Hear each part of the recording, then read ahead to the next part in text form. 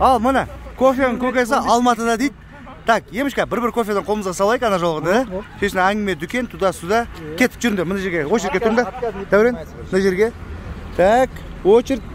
Кто что будет? Елмұрат, что будете? Қыздар, наверное, капучино, да, скорее всего? Капучино? А? Аида. Капучино ма? Дәурен, сен капучино? Аида, сен капучино ма? Сіз? Мороженое жоқ ол жерде. Капучино. Сіз? Капучино. Капучино. Мен ғана екен, американо. Кім?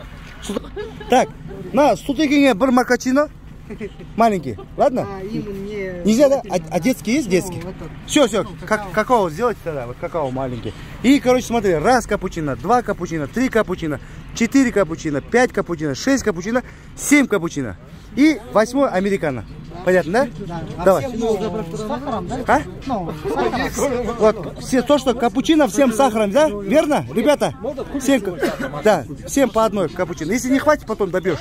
А мне вот чисто по-мурски, горький, чтобы без сахара было. Это тоже бренд, да, у тебя бренд? Бренд, да, все бренд.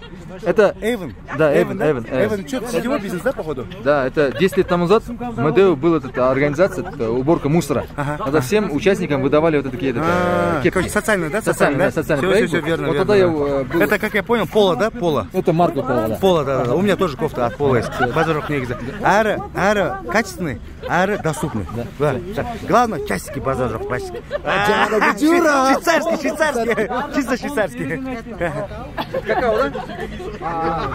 Мен туралы жамандамаңдар, е. Құдалыққа барғанда. Мен туралы жамандамаңдар. Держи, какао, вот. Сіздіке, мынау сіздіке.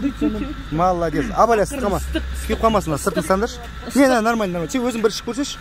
Так, капучино.